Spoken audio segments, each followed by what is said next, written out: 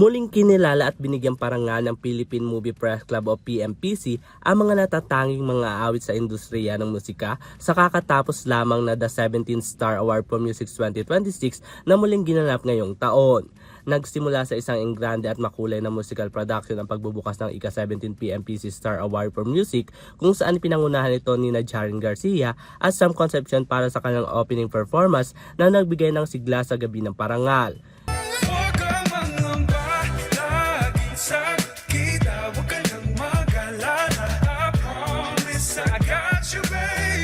If I could celebrate, 5, 6, 7, 8, party people in the house, party people getting down.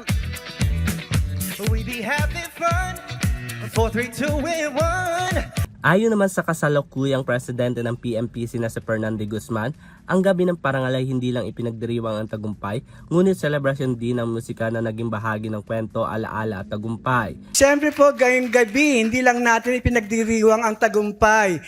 Pinagdiriwang natin ang musika na naging bahagi ng ating mga kwento, alaala, tagumpay, at maging mga pagsubok natin sa buhay.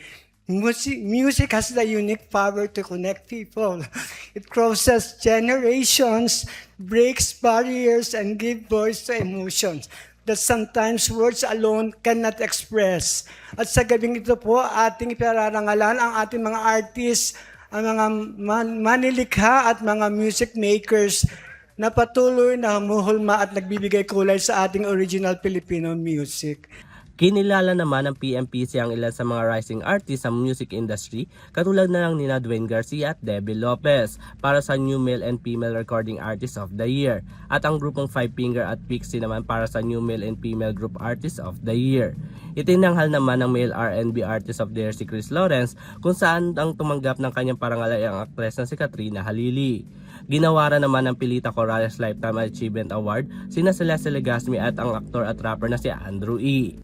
Nakatanggap din ng award si Maki bilang Male Artist of the Year at Song of the Year para sa kantang Dilaw, TJ Monterde bilang Male Recording Artist of the Year, Moira De La Torre Female Recording Artist of the Year, Ben and Ben para sa Duo Group Artist of the Year, James Reid para sa Album of the Year at ang Asia Songbird na si Regine Velasquez Alcacid para naman si Female Concert Performer of the Year kung saan hinikayat din ito na tangkilikin ang mga concert sa bansa.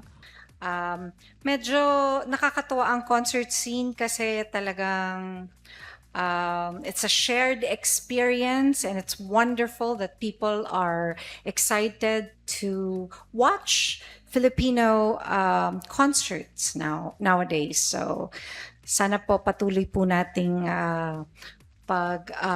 suportahan ang mga concerts ng mga Pilipino artists. So maraming salamat pong muli sa PMPC. Magandang gabi po.